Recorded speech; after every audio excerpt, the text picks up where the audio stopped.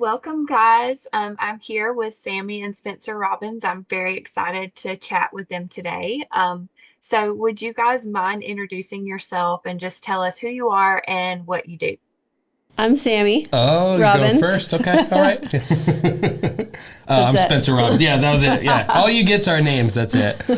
Spencer Robbins. Nothing Yeah. else. Nothing else. That's all that matters, really. Of course. Yeah. We are the owners of Alive and Free Consulting. We started that back in 2018. Originally, we helped a lot of women heal from past pain and trauma, step into healthy relationships. That business has morphed over the years into helping men and women, helping couples. We've actually started a coach equipping center as well, where we certified life coaches.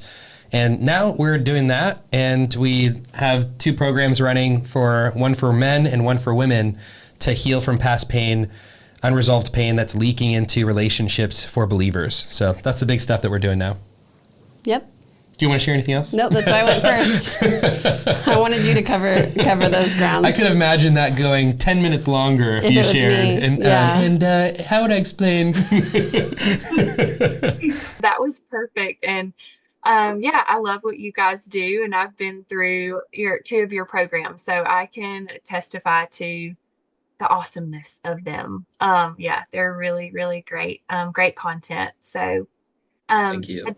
yeah, you're so welcome. I did want to start off with asking you some questions. The first question I know is maybe a little bit, I guess, simple, but how do you, how, or what does it mean to be connected to yourself and to your heart? Like if someone was brand new to this, maybe emotional health scene, and they had no idea what that meant, like, because I was there. I was absolutely there like a year and a half, 2 years ago. What does it mean to be connected to your heart and to yourself? Yeah, I would say for me personally, I remember very well what it felt like to be disconnected. It's for me, I'll just start by saying what disconnected is not feeling connected to your emotions, not feeling connected to or being aware of the reasons why we have protectors that show up. You know, I think I hear a lot of people that own a lot of different things as personality traits, or this is just me, or this is who I am.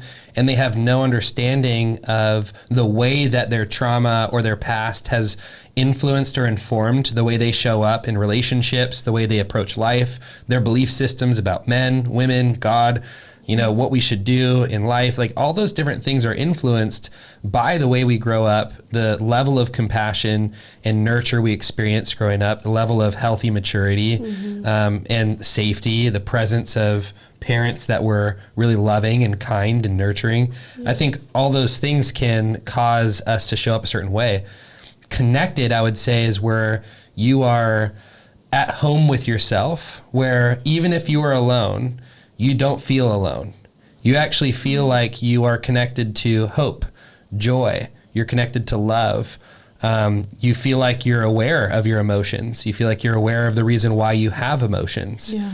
And the thoughts that maybe are corresponding to those emotions as well that go up in your mind. Like a lot of people are so left brain logic dominant that maybe they're not integrated with their right brain. And I would say where that integration happens, people start to feel connected. Yeah, it's like a willingness to feel and face your pain so that you like are integrated internally. Because a lot of us, because of our past pain, because of protectors, it actually disconnects us and stops our ability to feel connected to ourselves, which in turn leaks into connecting with God and leaks into connecting with people.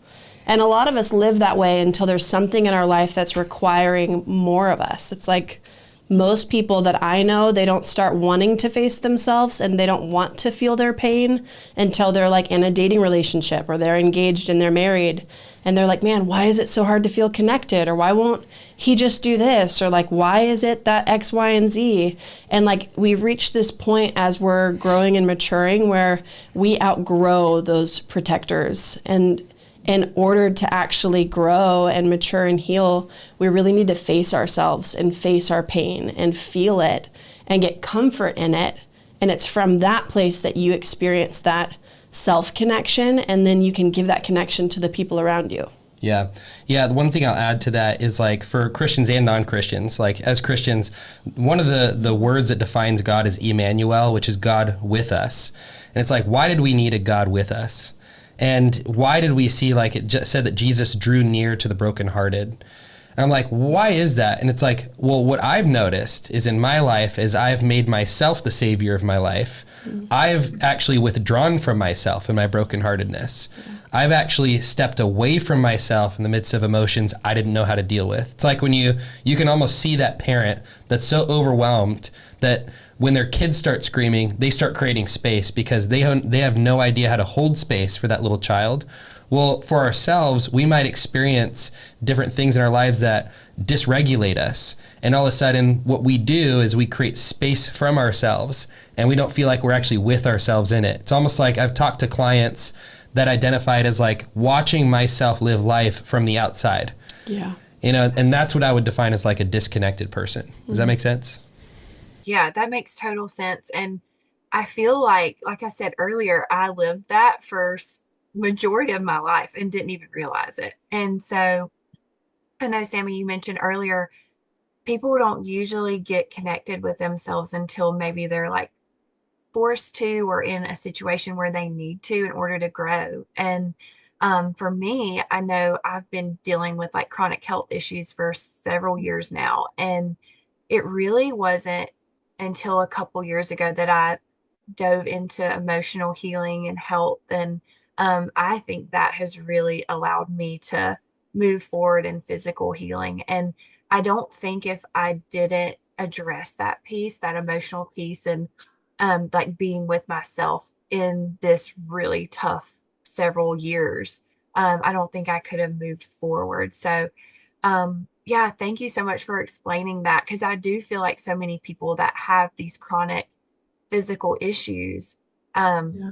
a lot of times it is rooted, you know, of course there's physical things, but a lot of times there are roots in emotional health and heart healing. So I Yeah. just love that you broke that down and explained it because yeah, a couple years ago I was like, no, I'm fine. I'm totally fine. I don't have any emotional wounds. Like I'm good. And then no, I wasn't. I had a lot of healing that I needed to do and still doing now. So, yeah, thanks for breaking that down for us. It's such a funny reality for most people too. It's like we don't know what we don't know. So we grow up and all we know is our life and our story and our parents, and that's normal to you. That's life to you until you actually see more, until you actually recognize how limited or how stuck you feel or the pain that's manifesting in your body. And sure, there are just like physical things that can happen, but like we are so intertwined in our spirit, our soul, and our body. It's really hard to separate those different things. Like things will find a way to work themselves out. And I think it's because God designed our heart and our body to heal themselves. And so it's like trying to find a way to get out. Like even in the last couple of months, I was processing through a lot of grief and I got hit with massive fatigue and I just like couldn't do anything. And after a while, I just was like, oh, this is my grief manifesting in my body and trying to find a way out, trying to find a way to heal itself. And it wasn't until I like listened to that fatigue that I could actually facilitate more connection with myself to work through some of that grief. So I totally feel you, and I love that you are starting to get traction in your healing journey. So good. So well said, because there's so many times I've myself have experienced grief or grieving, and your body, I love the point that you made about us being, three parts spirit, soul, and body, because it's right. God designed us that way. And, our organ systems are connected to certain emotions. And I really believe that. And just that we're intertwined in that way. And for me, I know that for so many years, I addressed just the physical symptoms. And like I said, I had no idea about emotional symptoms, or even I myself, went kind of on a spiritual focus too, just like really diving into God. And of course, that's beautiful and amazing and so wonderful. But I feel like He really led me to understanding that I have a soul, and that is so important. He cares so much for that. And that part of my self was just being neglected and I had no idea. Um, so yeah, I love that you brought up the fact that we are three parts because I do feel like so many people, whether they're Christians or non-Christians, we all, I believe, function that way. And I do think people, especially dealing with chronic things, chronic illness, whether it's physical, mental, emotional, probably are neglecting part of their heart or their soul. So yeah, I think that is so important to realize. It's awesome. Yeah. Yeah. Yeah. I did, and I know Spencer, I think you talked about this earlier. I think you did talk about like how someone can recognize if they are disconnected. Well, I guess in a way, connected, they would be able to tell that they have emotions and like understand why they're feeling those emotions. So I guess would you give, or is there an example of like how someone that is maybe disconnected, like what are some ways if people are feeling disconnected, how do they become more connected with themselves? Are there like certain tips or tricks that you guys have or can share? Yeah. I mean, I just had a client that I met with this morning, and, one of the things that he was saying was that when, little moments happen, he will get a call, and, it's this number from a place that he's, has travel plans booked for vacation, and he'll see like a number from that area code calling him. His immediate thought is, oh, there's something wrong with the reservation.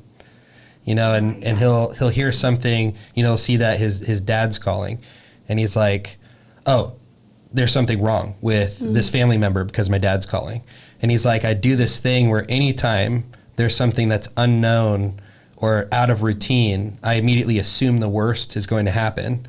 And he's like, I don't know why. And I was like, are you pretty like analytical? And he's like, yeah, I mean, I think about everything, and he's like, I was like, so how much of your childhood do you remember? And he's like, very little to none. And I was like, okay. And so I would say that's a form of disconnect, is like you almost have your brain is going, I'm going to cause this massive suppression because I can't trust you with going there. Because if you go there and you touch this emotion, you won't know what to do with it. And it's too overwhelming. It's too much. Yeah. So I'm going to shut it down. And I'm disconnect you from parts of yourself, right? Memories, feelings, all that different stuff. And we have those happen in a lot of different things. And I want to just add too, it's like a beautiful God-given defense mechanism. Like it's called a protector for a reason because it's protecting us when we need it. The problem is that we just eventually outgrow the protector. But that's a really beautiful way that God created our brain to be able to, like, I only had 2 memories of my whole childhood until I started healing when I was 18. And as I started feeling safe in my own heart and safe with God, more and more memories started to surface. And it actually allowed me to work through more, which allowed me to heal more. But thank God I didn't remember all of these traumatic things that happened because I had no tools to actually deal with it. It would have just led me into more hopelessness and helplessness and depression and loneliness. Yeah. I'd say like for a person to, you're saying like, how do I identify if I'm disconnected? Is that like the main? Yeah. Like how would someone recognize that if they had no, I guess like previous knowledge of anything about like emotional healing?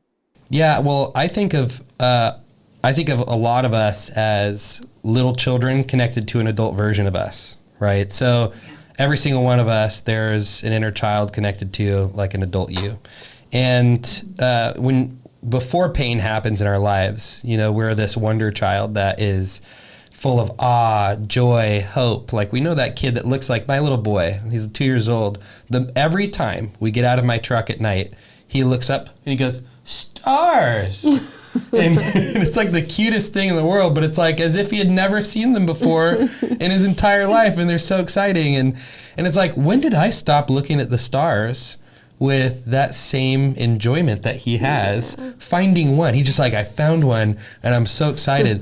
But that childlikeness is what all of us, when we're around it in a group get together, or we see a person, you know, that has that wonder, it's so attractive. But then the closer we get to it, the more we want to destroy it, because it feels uncomfortable, because we have to question its validity. There must be something wrong with that person, because if they had full reality, you know, the concept of reality that I have, they would see that life is not good. And I think a lot of us, when we form all these different belief systems, protectors, belief systems are a form of protectors. We form beliefs to protect us from the pain that happened in a moment. And so that's why a lot of women, well, not a lot of women, but I'd say some women have decided in lots of public, you know, societal places that men are bad. And it's almost woven into some of the rhetoric that we hear in some of the feminism. Yes, and vice versa. You see the alpha males out there, alpha males. And they want to blame a generalized gender for their pain.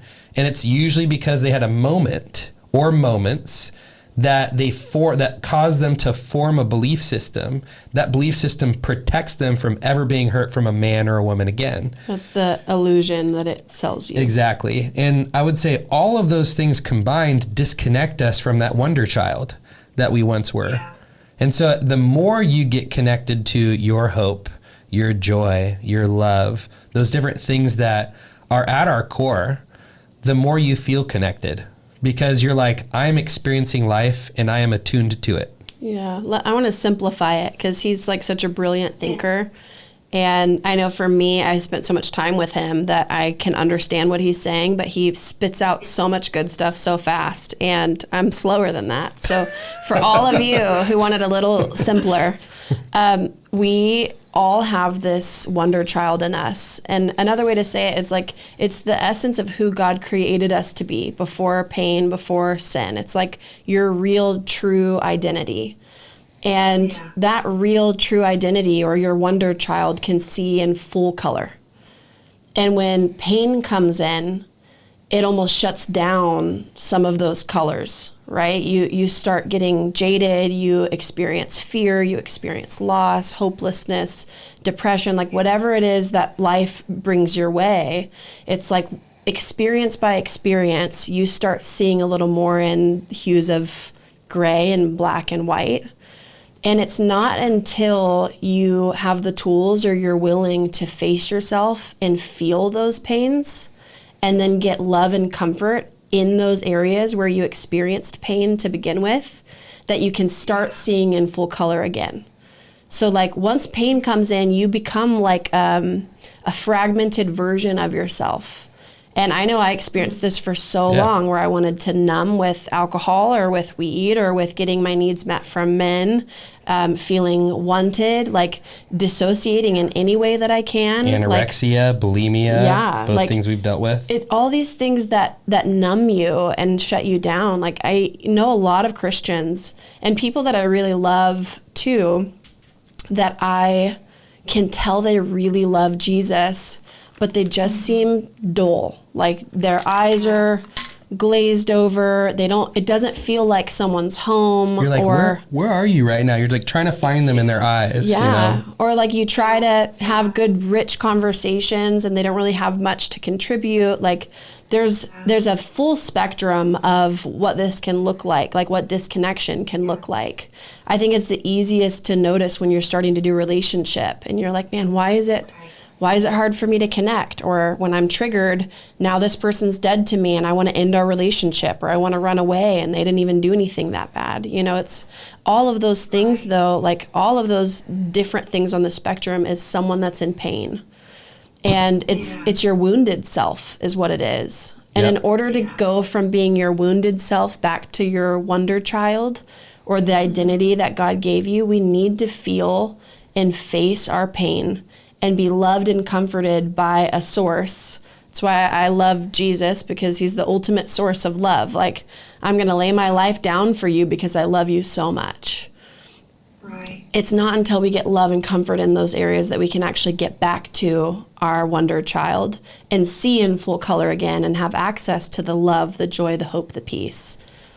That is so amazing. And I love that you explained it. Thank you, because I do feel like so many people, like you said, live disconnected, even if they do love Jesus and they are, really genuine in their relationship with God and like trying to be in their relationship with others. But when that inner part of us, our inner little girl, little boy is wounded, I mean, it does affect us like through adulthood. And I love that you brought up the compassion piece and like, allowing that compassion and the love of God to come in and heal those wounds. Because I mean, unconditional love, I think, is the most powerful force in the whole world. And that's who God is.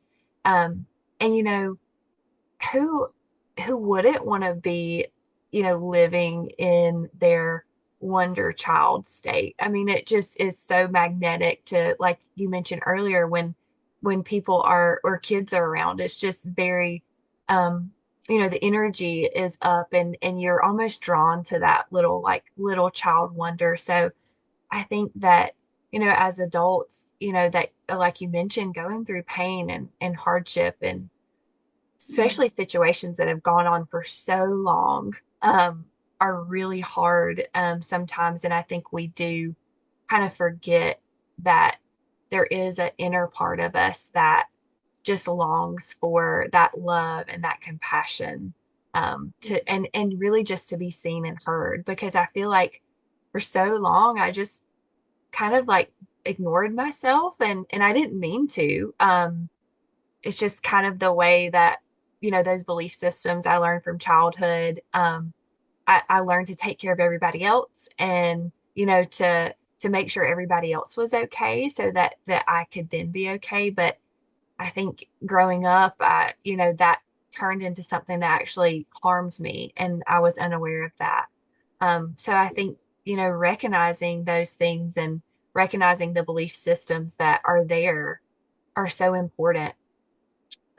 Would you guys mind kind of telling me or taking me through how you help people like first recognize those belief systems, and then how you help them like connect with their inner child and heal any emotional wounds that they may have? Like, what does that process look like? Well, I would say the most common word that I'm hearing, and a lot of people that are becoming aware of like emotional health and healing, is the word trigger.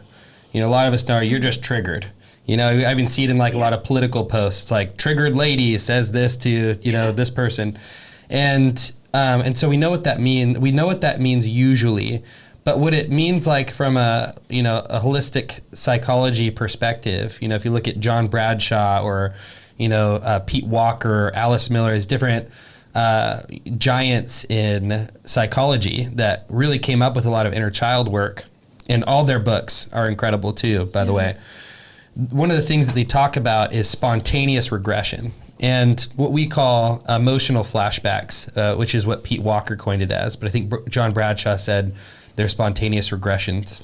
And basically we have these moments in our lives where we immediately flash back emotionally. So flashback, when we see the movies, is like you see an image of like, oh, I was with my dad, we were working on the truck during a football game and this happened. And you're like, okay, that's a flashback. It's easier to detect. Yes, but an emotional flashback is all of a sudden I had a spontaneous regression to back when I felt 4 years old, scared, on the playground, with kids that were Can I give a practical example really Absolutely, quick? Practical example is like we had been married for a year, and I go on a trip to Canada for a friend's wedding, and then I fly home, and I had a great time. I was with all of my friends. He was the one that was home alone, so I had no reason to feel any of these things. But I land at the airport and I walk outside, and my phone was dead, so I couldn't call him.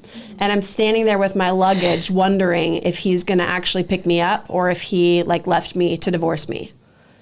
And I'm standing there just like a scared little kid feeling like, is he going to come? What if he doesn't come? And just having all of this abandonment that came up. And I remember, I don't know if it was that trip or a different trip when you left. I remember when we got home, just weeping for like 30 minutes and like heave crying while he held me because I was so afraid that he wasn't going to come back. And I had absolutely no reason. There was nothing valid in our marriage that would have led me to believe he would abandon me. But I was experiencing the emotions of abandonment from childhood. Right. And I didn't even, like, my mom and my dad didn't even abandon me. Like, they're both in my life still today. But I had moments of abandonment. And so that was me experiencing an emotional flashback in that moment. Right. You know, another example, I was meeting with this guy who was a gym owner one time. And I remember he just was like, hey, I need to talk about this porn addiction that I have. And it's really scary for me. I have a wife and 3 kids, and I really don't know how to kick it and get free from it. And obviously there's a lot of steps that you can take in that place, like having accountability, having men around you, those types of things, and vice versa for women. But, you know, one of the things that we unpacked is I was like, okay, when do you go to it the most? Like, what is one of the most triggering scenarios that you can remember, like a recent experience? And he starts bringing up his gym has been struggling, and he got hit with this huge financial scare. And then the next thing he did was he went to that for comfort. And so after pulling this apart, we're like, cool, I want you to feel that emotion. Okay, that fear. Let's go back into the moment where you felt fear the moment you got that financial information. And he was like, okay. I'm like, you feel it? He's like, yeah. I was like, what does that remind you of in your childhood? And he immediately flashed back to, it reminds me of when I used to watch scary movies. My sister would bring me down to the basement. She would tie me to the chair and force me to watch scary movies as a little 7-year-old. And I remember seeing a girl with her boobs on the screen, and I felt warm in my body all of a sudden, even though I was so scared a moment before. And I was like, very interesting, right? Mm-hmm. So what happened? Well, it caused him to form a belief that this is a protector for me. It's very subconscious, though. Now, there's other things that can happen, too. Like for me, when I was vulnerable years ago and someone shared my secrets with a bunch of people, I was like, I'm never going to be vulnerable again. That's a vow based on the belief that if you're vulnerable with people, they will exploit you and take advantage of your information and your heart.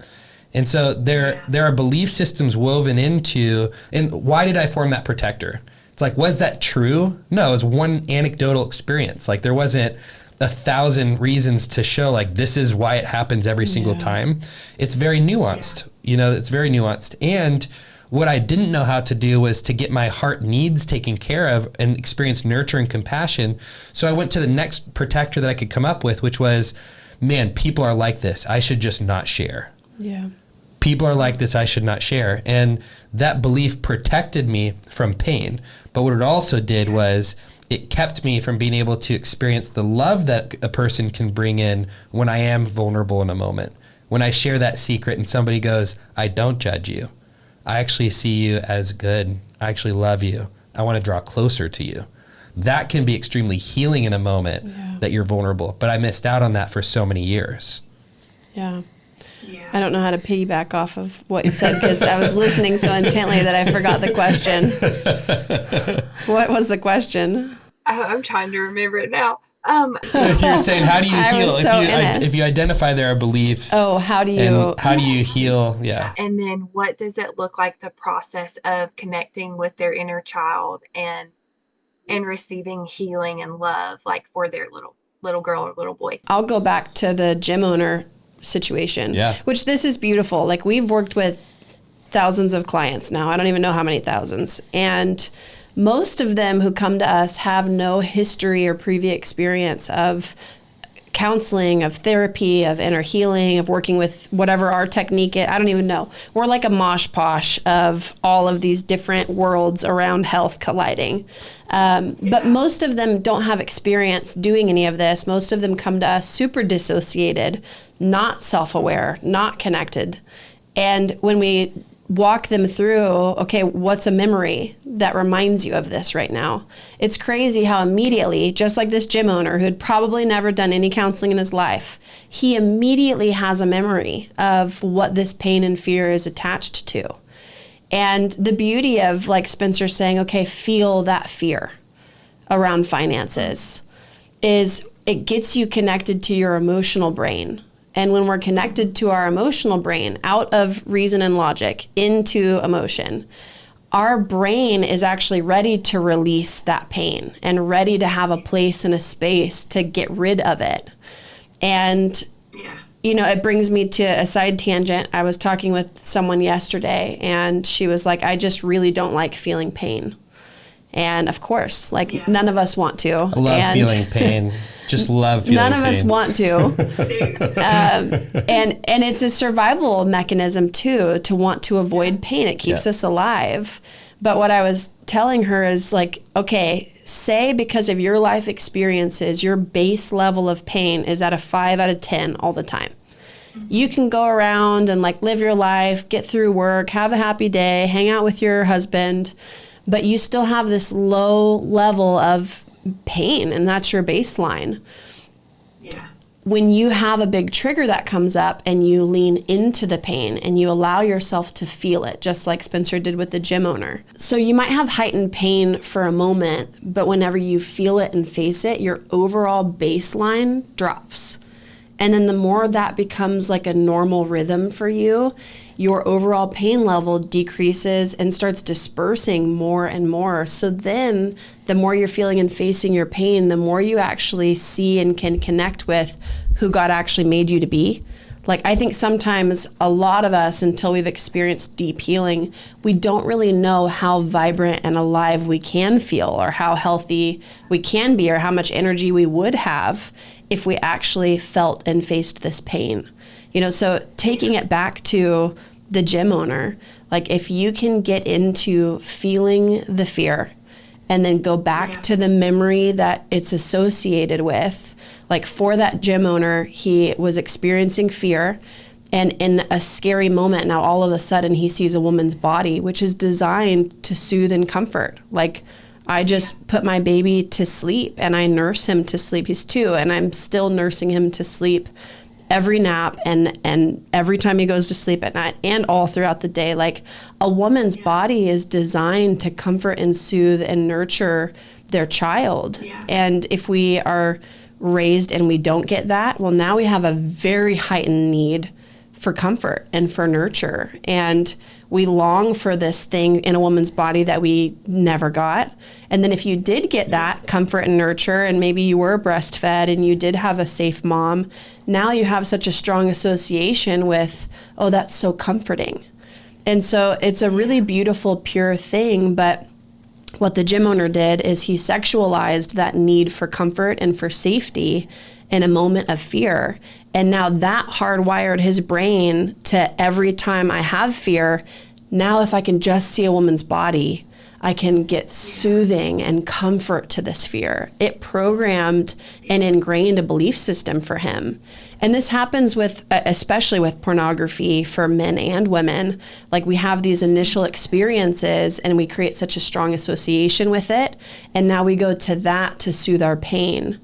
And it's easy to do that when our parents don't teach us how to regulate and how to get soothed and comfort in pain.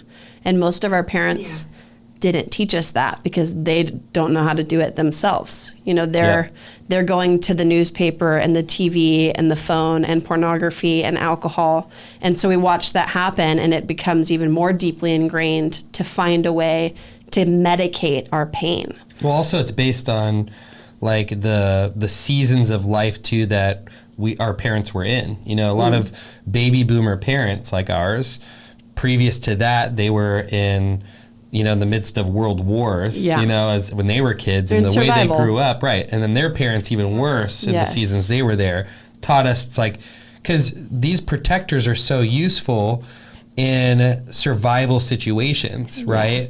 But then when we're not in survival, then what? Well, we want to thrive and be connected, and that's where all of this applies. Yeah. So, in closing, if you can take a moment like the gym owner's moment of being trapped in the basement, tied to a chair, having to watch a scary movie.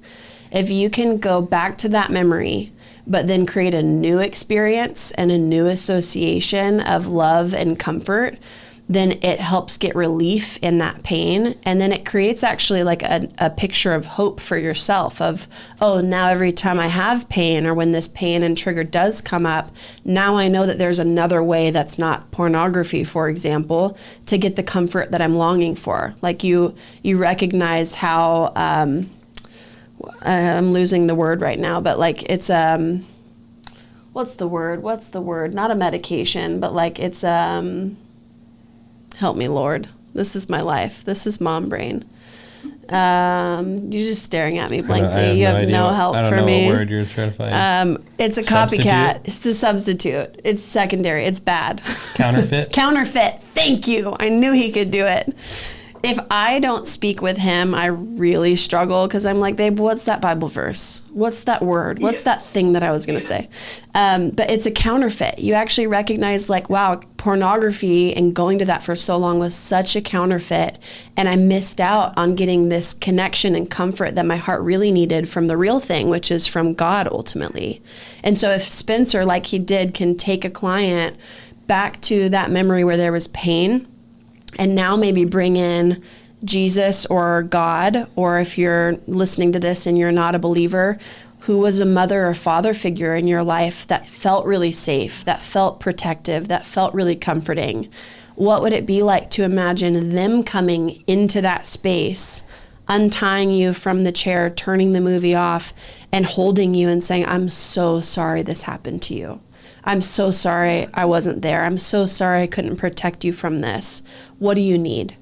How can I love you?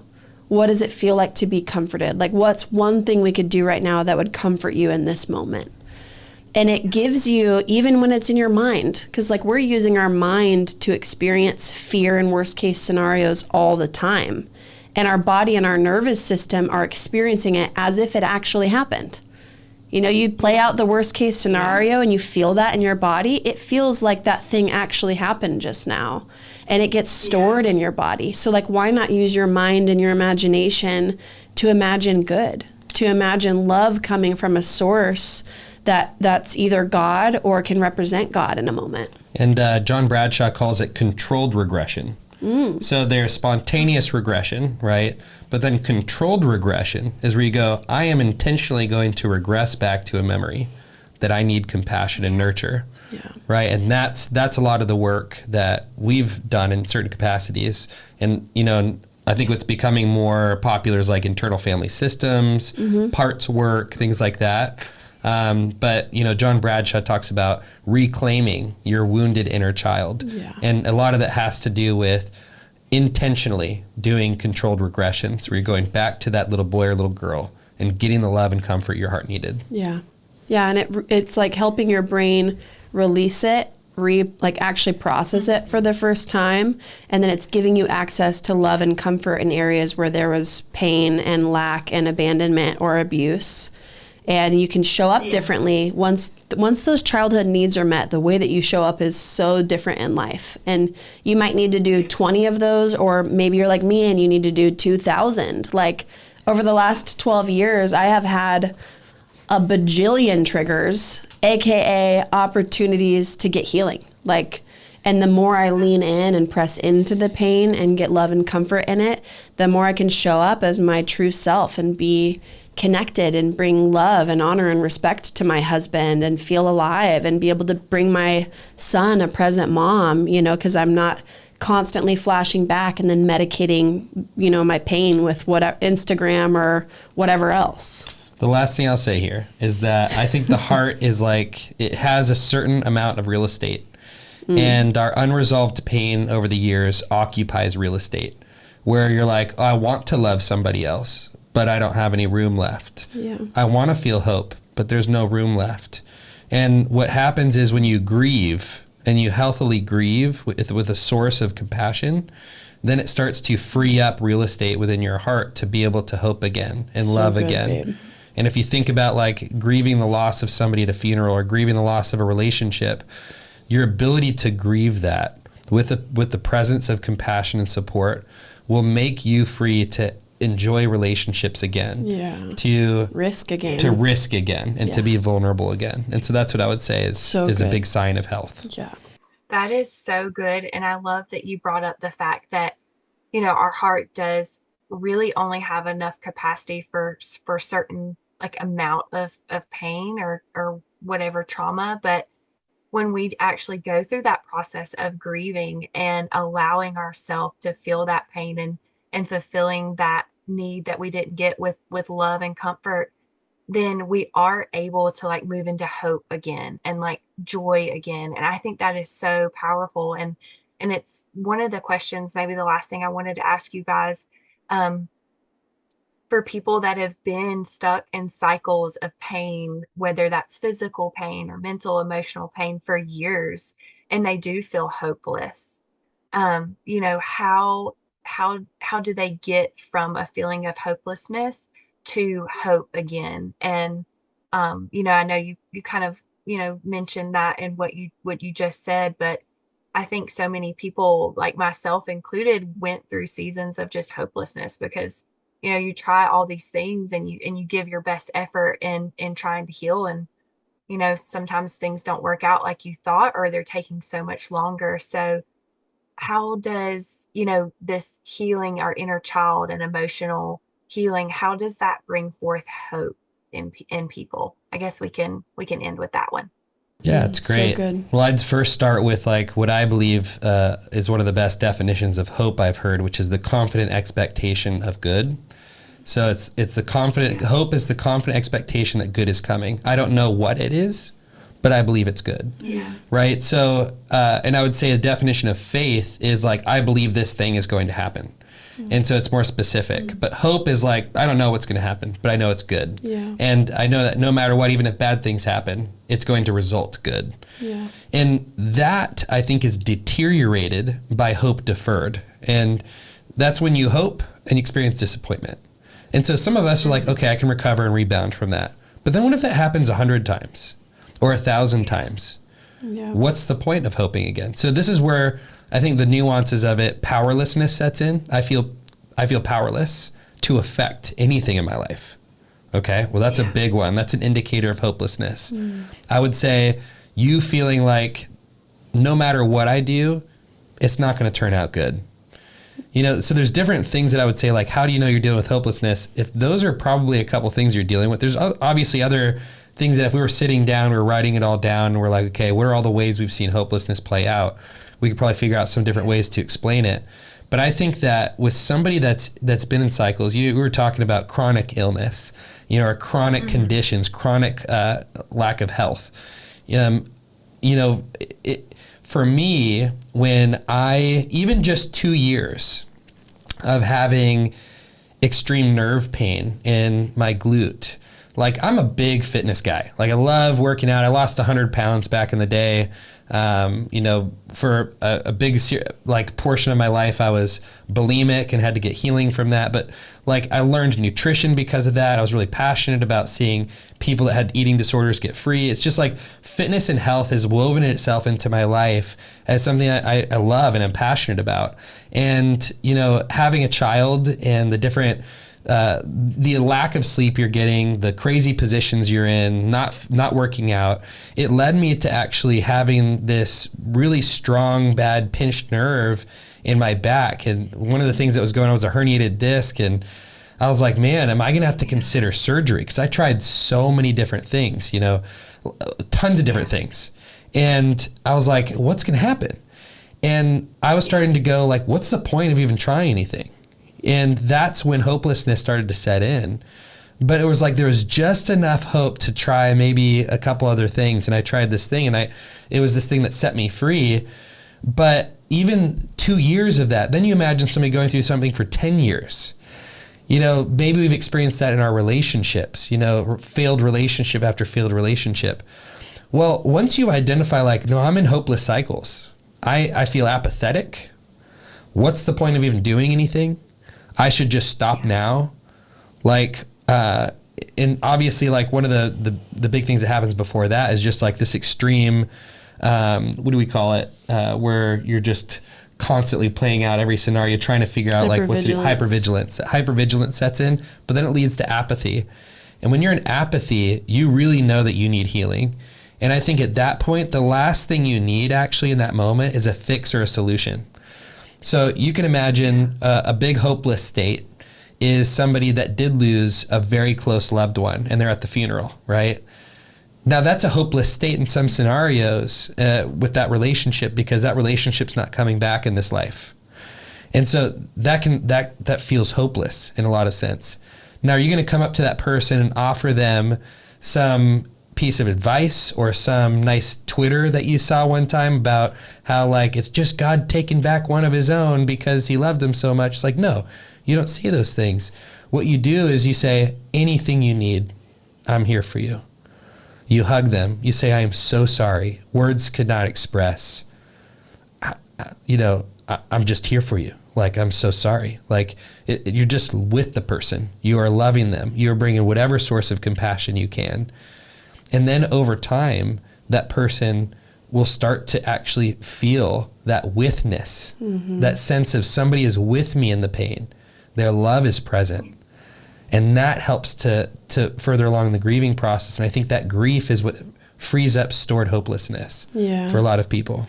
It's like healing is a byproduct of thousands of moments of being loved, comforted, and being met with compassion. And so, like he said, I think if you're in hopelessness and you're wanting to get to hope, it's giving yourself permission to grieve, and it's understanding the difference between like being dictated by your feelings and your emotions and creating a narrative and a conclusion, like drawing a conclusion from your hopelessness of, I've tried everything, I'm not getting better, I'm going to be sick forever. That's you drawing a conclusion and a narrative around your hopelessness. That is not grieving. That's what I would call like dirty grieving. It's like, it's going to compound your pain. It's probably going to make you more sick. That's going to get stored up in your body even more. And it won't create an environment for healing to happen, and it will almost like solidify your hopelessness and reinforce that hopelessness. Yeah. But if instead you're like, I feel so defeated. I'm sad that I've tried everything and nothing's working. And I feel let down by God because I've tried to believe for healing and it hasn't happened yet. It's not drawing a conclusion about God. It's not saying God doesn't heal or he won't heal me or he's not healing today.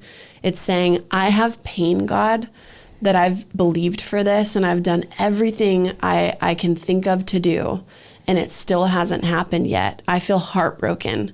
I feel defeated. It's like getting really honest about your emotions and letting yourself lean into it as long as you need to with clean grief, right? No conclusions, no narratives. One of my mentors, Laura Duncan, said this, and it has marked me, and it will mark me for the rest of my life. She said, grief will find you when it needs to find you, and it will leave you when it needs to leave you. And I think so many of us, myself included a few years ago, and she said it to me, when we're in grief, it feels so all-consuming, and that it'll never end. We like project this like little kid, powerlessness onto it, where we're like, it's always going to be this way. That's the voice of powerlessness that says it's always going to be this way. And true grief in a moment would be like, it's like this right now, and it's really painful. But understanding that just because I'm feeling my grief doesn't mean it's always going to feel this way. Like, it will leave when it needs to leave. That, as simple as that sentence was like such a massive relief for me, just being like, oh, I can lean in as long as it's here. And the more I lean in, the more it will lift. Even if I need to do this for the next 5 years to be free, way better doing this for 5 years intentionally than the next 50 unintentionally because I'm not facing it. So I think it's leaning into the grief, letting yourself feel it, getting really honest with God. I think for most of us, whether you are a Christian or not, we believe that there's something and someone out there that's bigger than us. And getting to be really honest with God and just be like, here I am, and here's all my pain. God, how do you want to love me in this? Those are some of my favorite healing questions. It's like, how are you loving me in this? What are you wanting to heal in me? Who do you say I am? What's your perspective on this? How are you with me right now? Like looking for where God is and not where he's not, so that I can experience that withness, that Emmanuel that Spencer was talking about. Like, I want to experience God with me in this, and that will actually help me get from grief and hopelessness back into hope. Like, there really is no other way out other than through it. And so for those of you out there that are in hopelessness, I just want to say to you that it's not always going to be this way, and that you may have experienced a lot of pain and you may have done all the things you know to do, but it doesn't mean that you've figured it all out, and it doesn't mean that you have a real and true conclusion about what your story is. Like, it's not over yet, and God is still writing it, and he wants to restore and redeem and renew everything in your life. And so I just want to tell you, it's not over yet, and there truly is a way to get to a place of hope and peace and joy and feeling like you're thriving again. And I know that that's in the cards for you. I just want to say one last thing, because I've seen people go their whole lives without getting healed, right? And it's like, well, how do you tell that person that it's not always going to be this way? And it's like, well, that if you're basing that statement on just the circumstances that are external, because the truth is I've seen two people in those exact same scenarios show up differently in the midst of it. I've seen people that have incredible hope regardless of their crazy external circumstances in their bodies. And it's like, and I've seen their bodies improve as a result of having a peaceful inner state.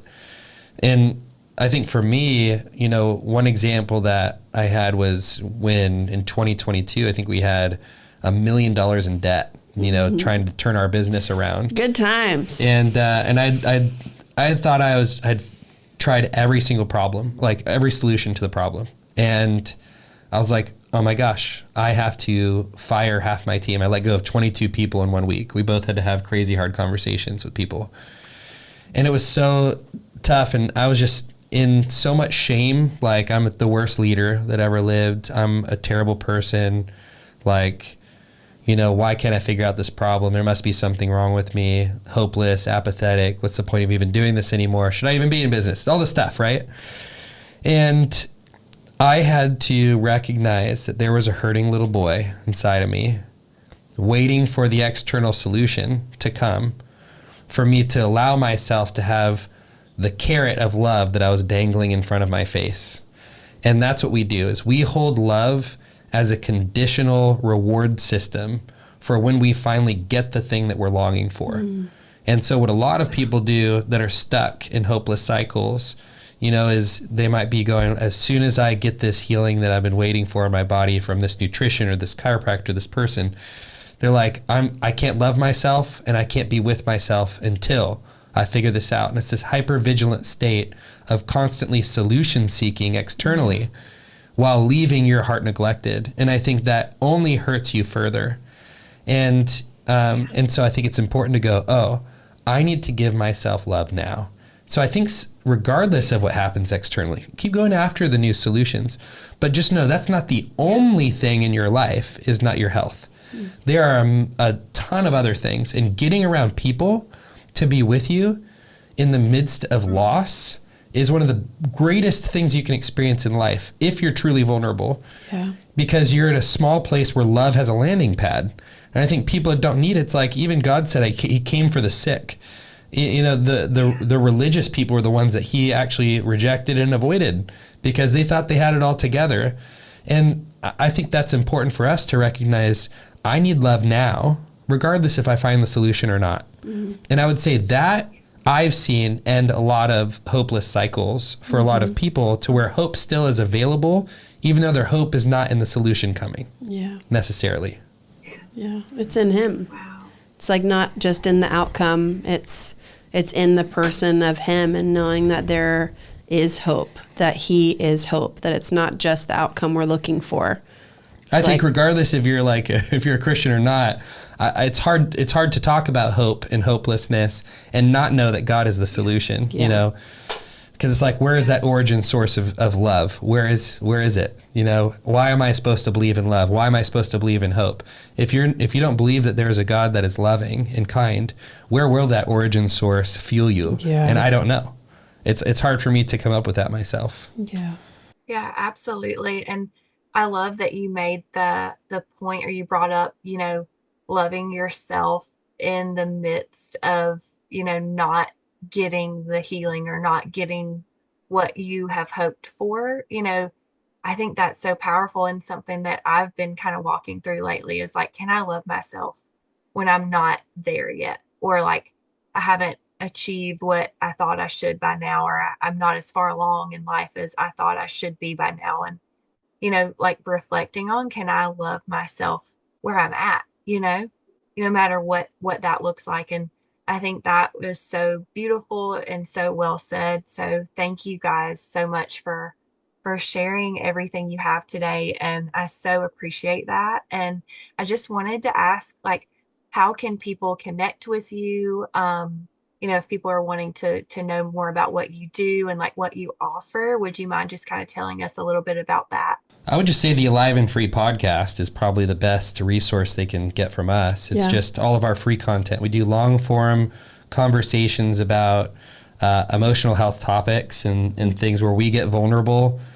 We discuss anecdotes from clients that we've helped, and we discuss ways to get free from different things that we've navigated in our own lives, and just try to have vulnerable, deep conversations about emotions and about mental health.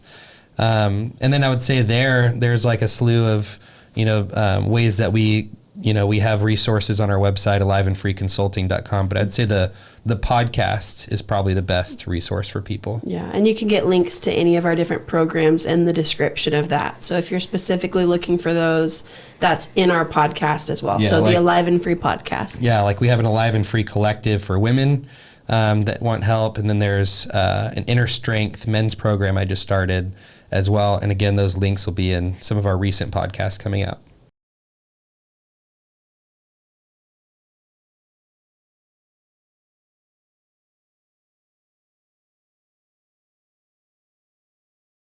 Thank you. Thanks for Savannah. having us. Appreciate it.